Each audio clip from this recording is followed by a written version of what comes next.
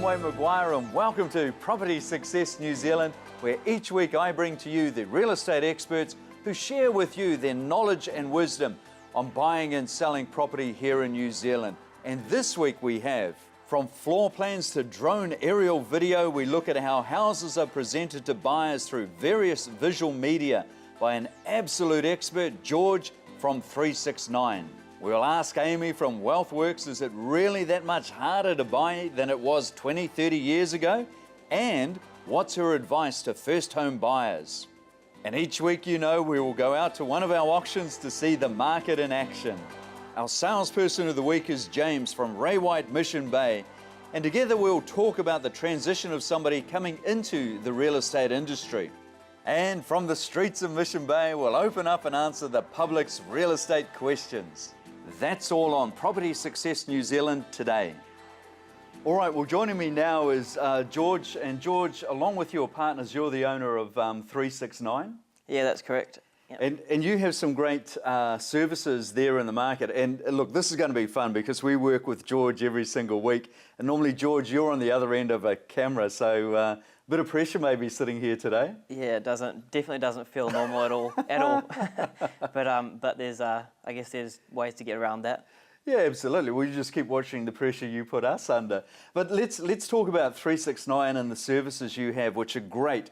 And you've got products there that help a vendor bring their property to the market. Now, can we start with the floor plans? Yeah, sure. So one of the best or biggest services that we do offer is floor plans. Yep. But where people are misled is that quite often somebody will get a floor plan on their house because it's a $2+ million home. Yeah, sure. But you see, where they're wrong is that there's a lot of investors out there who should really be getting floor plans on the smaller houses, because there's buyers out there who want to know what rooms they can remove or what rooms they can add to open things up, or to potentially add a room for extra rental potential. Yeah, okay, great. Yeah, because we all think it's the 2-3 story property or substantial property, trying to work out where the flow of the property, I guess.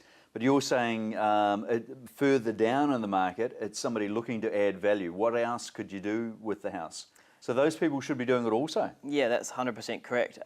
Yeah, because I mean, as I said, most people are on that higher end range or international. They're thinking for international buyers. Yep. But yeah, there's that untapped market, which of quite a few of the salespeople that we look after, they're now all using floor plans on investment properties or smaller homes. Great. Do you think salespeople have got that message out to vendors, to clients yet, or is that still something that's hard to get across straight to the vendor? I think it's definitely something that is slowly being introduced, but I try to convey that message as much as I can, but there's only so much I can recommend or offer. Well, so you do more time in front of the camera instead of behind it, and we achieved that. Yeah, exactly. Now, look, I appreciate that. One of the other services, and one we have a lot of fun with, is drones. And your footage on the drones is absolutely fantastic. How have you seen the take-up from vendors of using drone footage? It's been slow. So we've been offering drones for about 5 years now. Okay. And we were one of the early adopters. We actually started flying them on the front of old remote control helicopters and planes and things like that. Any way to get the shot. Yep. And it's taken some time, but now the upkeep, because of the negative press, funnily enough, is that everybody wants them.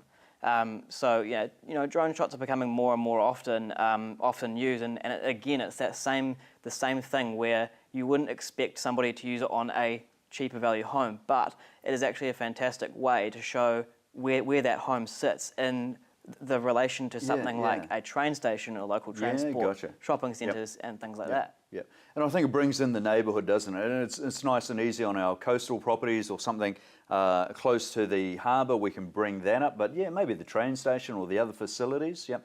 Now, I think the law change, we just briefly touch on that. That law change probably has got a lot of publicity around it.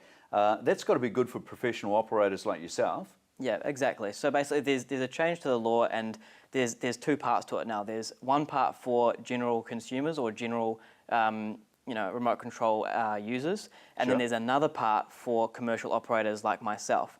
So, as long as you're using somebody who's licensed or in the process of getting licensed, that's definitely the best option. And as I always say, because I come from a background in aviation, is that if they're sticking to their rules in general aviation and we stick to our rules, remotely piloting aircraft from the ground, everything will be okay. Everything's fine. Yeah. Well, there we go. Well, thanks for that, George. That's fantastic. I think you did a great job on this side of the camera. Maybe you don't need to be behind the camera anymore. And it's neat that we got that message out to people about certainly the floor plans, whether it is a substantial home or something a bit smaller where somebody could look at value. So again, they should be dealing with 369. And certainly the drones now done by the professionals, I just see it as being absolutely stunning. And whether you're a vendor or an agent, you should be talking to these guys. George, thank you very much. Thanks, Wayne. Thank you. Well, joining us now is Amy. Amy, welcome back. It's always a pleasure having you here. Amy is the owner of Wealthworks here in Auckland and also a financial planner and advisor. Amy, if we just go straight into something I saw which was very, very interesting. And back in 1998, they were saying it took 5 times the annual salary to buy a house. But today it is 9 times the annual salary. So, Amy, on the face of it, it's a lot harder now to buy a property here in New Zealand. What do you think? Yeah, well, look, some people would say it's a lot harder, and it probably is a bit harder. There is a large disparity between median incomes and average house prices. Sure, yeah. But I think that it's also important for us to employ perhaps a little more discipline and perhaps better savings habits these days than what people typically had 20, 30, 40 years ago. Today we sort of live in a generation of, I want everything and I want it now. You want to buy a new piece of furniture, you want to buy a new car, you can go and get interest-free loans to do so. You want to find out some information about something, you click on Google, there it is at your fingertips. Instant, isn't it? Instant, We live in we want something and we can have it instantly. So I think that, sometimes we just have to have a little bit more patience and employ those savings habits to, help us into our first home. Okay, so maybe it isn't that much harder than it was 20 or 30 years ago, but there's some smarter things we could do, or that patience, as you say. Yeah, look, I mean, it is a little bit harder, but it is still very achievable. Yeah. KiwiSaver is helping in a big way. Yeah, that's great, isn't it? Yeah, and we're seeing some different trends around things. So we're seeing a lot of people that are now choosing to continue renting. And they're investing in property instead of buying their first home. So just to give you an example, look, I had a client just a couple of weeks ago, young chap, early, mid-20s. He's flatting with some friends in a $1.5 million house in Ponsonby, pays $200 a week rent, and he wants to get onto the property ladder.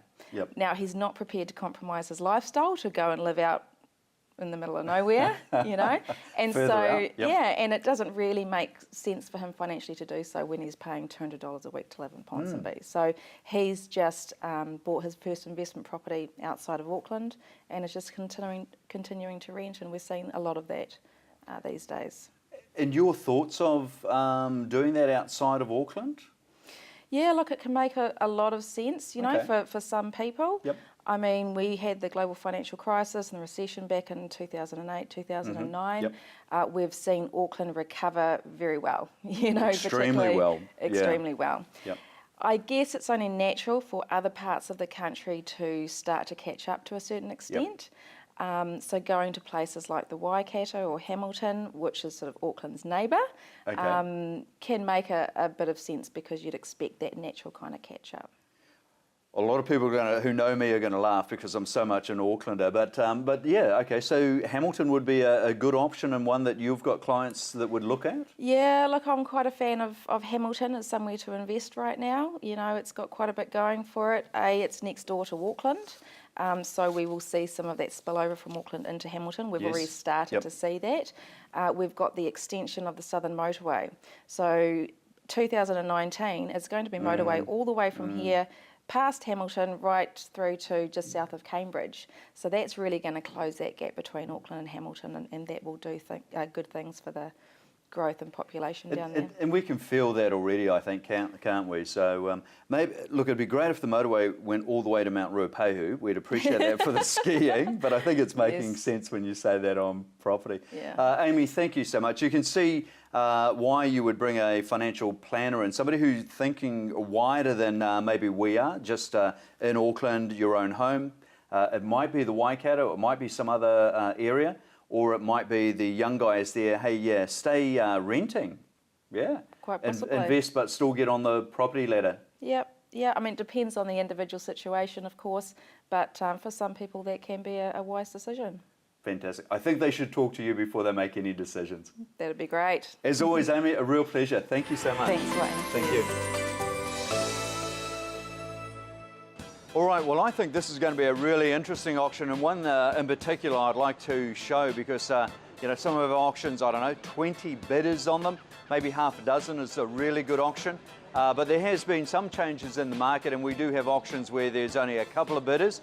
Tonight, I think we only have one bidder. So that's the intelligence or the information that I've been given on the property.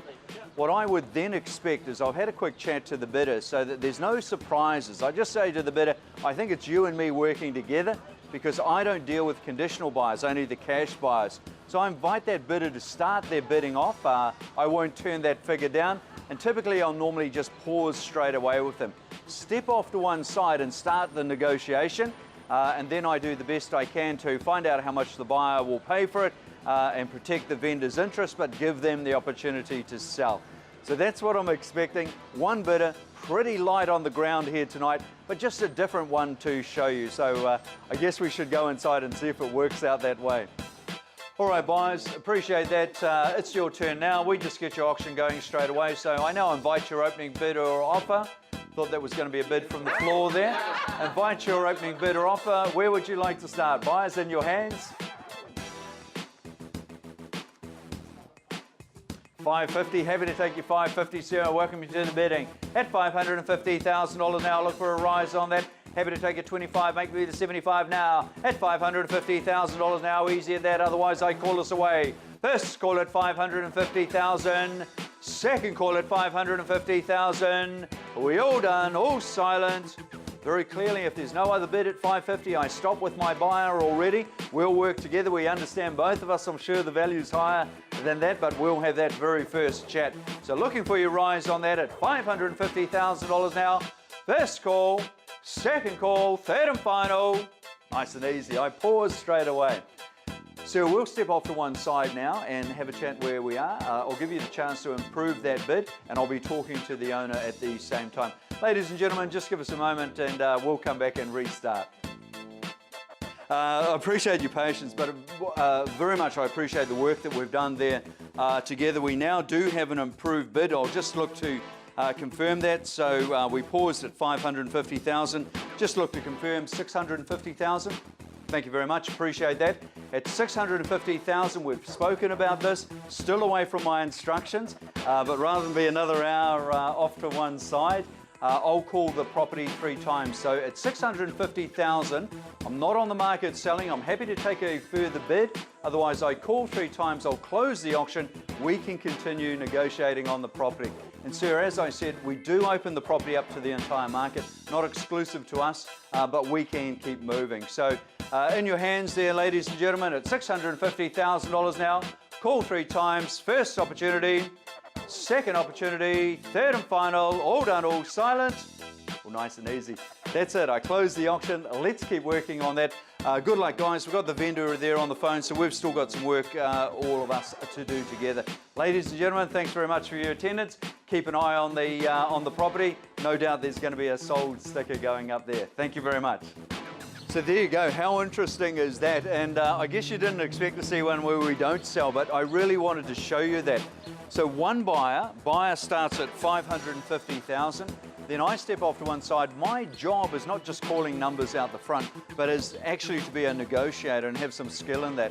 So I take that person from $550 up to $650.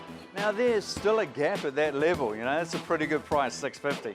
But there's still a gap at that level between what the buyer can do and what the owner was wanting for, even if they had a bit of movement at the owner's end. So now I'll set the property aside. I can't get any more than the 650 right now, but the next step for me is saying to the buyer, and they're doing this right now, is put that on paper. And in fact, they had a registered valuation. So give us a copy of that also. Let me put that in front of the owner at least overnight, allow the owner to think about their decision and make sure it is the right decision. With our owners, what I'm always after is a really confident decision. And I don't care if it is yes or no. It's just got to be confident. A confident yes, I sell, and equally a confident no, I don't. So there we go, really interesting. One you normally won't see, nobody else is going to do one of those for you. But I'm happy with the result and happy with that process. Forever in my mind, only you. The pieces in my life run away with you. You're my first love. You're my first love. You're my first love. You're my first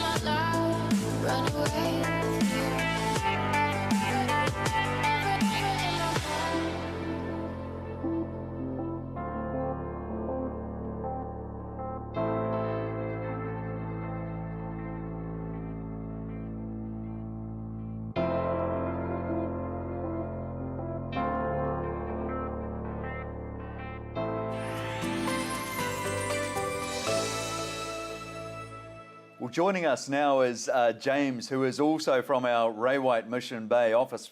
Welcome, James. How are you? Thanks, Wayne. I'm great.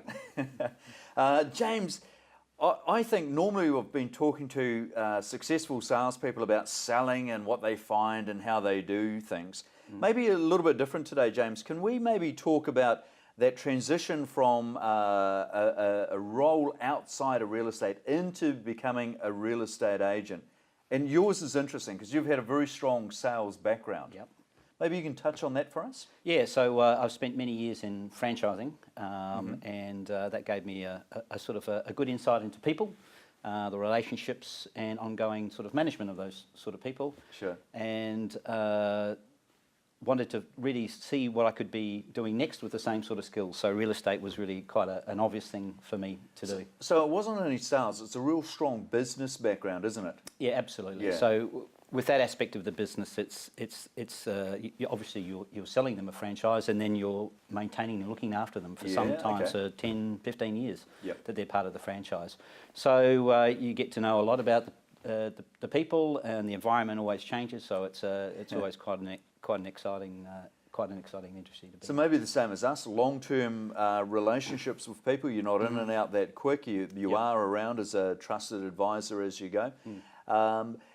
So over those experiences, lots of training, lots of business training, lots of sales training. How have you found it in real estate now for the training that is specific on how to list and sell houses, I guess, if you call it that? Yeah, I think one of the decisions for me to get into real estate was the process of it. I've come from a sort of background of a lot of training, a lot of procedures, and that's what I was really looking at. And I've been pleasantly surprised. There's quite a lot to go about getting your license in the first place. Yeah, that's a big. A lot of people underestimate that. Yep. So there's a lot of study to be done, a lot of re-education, and then the ongoing training is really important. As you sort of touched on it before, that a lot of people may see real estate as just that sort of single sale and then it's gone. It's not that at all. It's about that ongoing relationship with people. Yeah, so you're seeing them from start to finish, and then you may be looking after them or their friends a few months or a couple of years down the track as well. And I think as we go into next year, we've got a business plan there that now talks about Go Pro. So I think we're very good at what we do, but it's adding that extra dimension and becoming even more professional with everything that's in there. Appreciate that. Here's a question. It's always a hurdle financially to join real estate. We always talk to people and say, look, bank on maybe not earning anything for 6 months, which normally eliminates people. But I think your solution of blending into real estate has been really good. Can you share that with us? Yeah, sure. I mean, that was a concern for me, and was difficult. And everybody at home probably too, yeah. A lot of pressure from home. It's a commission sales essentially. So I was fortunate enough where I did have a business. Yep. And then I could, slowly, evolve into real estate sales. I had a lot of community background, so a lot of people knew me. So it was not only from the business side of it, but actually that sort of relationship, starting the relationship with people. It's really, really important. You really can't cut any corners. You really have to do 100%. that work, and that it's rewarded. So I was a little bit different, so that I had a business that I could step in and out of. Yes. And where I was known and knew a lot of people, and so I thought, well, I'll start off at 90% this, 10% real estate, and then as time goes, I'll change that percentage. And so far, it's worked really well. Yeah, fantastic, and good tracking there. And there's going to be a lot of people now that see James and go, okay, now I recognise that face down in St Heliers. A lot of families will know you there. I think you're right there. It is a hurdle coming in. You've got a very smart way of doing that. Other people, when I joined, I had to, at that stage it was my partner, Chrissy had a really good corporate role, so she retained that, and I took the risk of 100% commission. And I think if people are starting to think about joining real estate, how do you get over that? How do you work with somebody who's got a plan to help you through that transition period? What skills do you need? Now, James comes in with a beautiful business background and sales background, but I've seen also people come in raw and actually just have the personality to carry it off. But then it's a lot of training, isn't it, once you're on the inside? Yeah, I mean, and that's the thing that I really enjoy, is that ongoing training. Because the law is changing around real estate sales. Yes, true. And you need to be up to date. But there's role playing, all those sorts of things. And for people that haven't come from a sales background, that's really important. Because you really need to have that sort of knowledge, that education. So there's always weekly for us training. Absolutely. I know the requirements X amount of hours, but the more you do, the better you're gonna be out there. So it's really portraying who you are. The confidence is really important to people, because it's their biggest asset, and they. So you have to do a good job. You touched on the hours there. The hours, 20 hours in total, 10 of what they call verifiable, 10 are non-verifiable. Within our group, the average we'd be hitting about 100 hours. So that's how much stronger we are with the training. James, well done. The proof is in the pudding. Your success rate with auctions coming through, which is the A-class game of how to sell, is 100%. So I congratulate you on that. And if you're thinking about joining real estate, look, just come and have a chat to us. We'll talk to you honestly about the hurdles, maybe how to get across them, and then you can sit down with somebody like James, have a coffee, and get the inside running and find out if it suits you. It certainly suits this guy. He's fantastic and he's great to work with. James, thank you very much. Thanks, Wayne. Now we're going to do something interesting. We thought it would be fun to actually go out on the street with a live mic and ask people questions about the real estate market. So to kick it off this week, we've said, what would you ask a real estate agent if you had a chance? So Let's have a look at the first question. Main question is related to their integrity of the agents and reconciling the interests of the buyers and sellers and resisting the temptations of hiking those prices for the sake of getting a bigger commission. Well, I think that's a really, really interesting question because we have this unique situation where the agent represents the buyer and the seller. So that's hard to achieve, and it almost sounds like a nonsense being put in that position. The duty of care to the buyer is to make sure you're truthful and honest and you do everything to protect them. They have good advice. Your duty of care to the owner is a higher level. It's called fiduciary level of care. So you do everything in their favour. So you really do work more slanted in the vendor's side. So you just need to be aware of that as a buyer. I think the question was interesting also about hiking up the prices. Think about this. This is, I hope, interesting.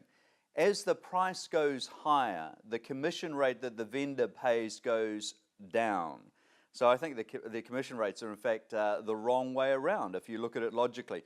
We get a lot of commission for the base of it, and then it starts to diminish as it goes up. Those percentage splits get less at the time when in theory you're getting the absolute premium for the property.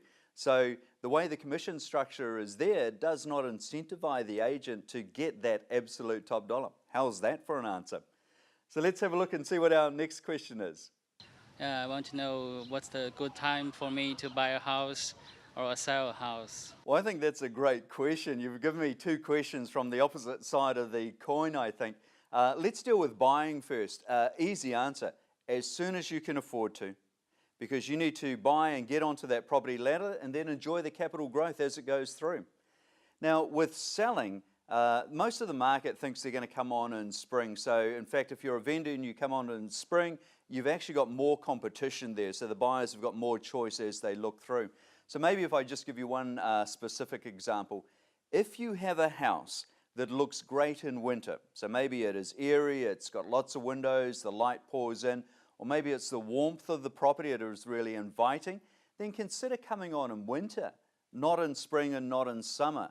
In spring, summer, everything looks good. But in winter, if you look good and the contrast of the other properties isn't as great, maybe that gives you an advantage. So there you go. How's that? Let's have a look at the next one. I want to know if our generation have a chance at all to get onto the property ladder. Well, I think the answer is good news for you, and I think the answer is yes, but you just need to think differently. Previous generations would solve getting onto the property ladder if we only go back a short period of time with the parents chipping in.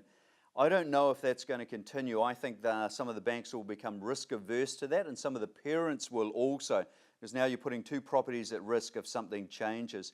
What I would suggest is the cycle going forward will be quite different to the past, and that you should now look at starting in the city, perhaps in apartments. So you buy an apartment not as an investment, but as an owner-occupier.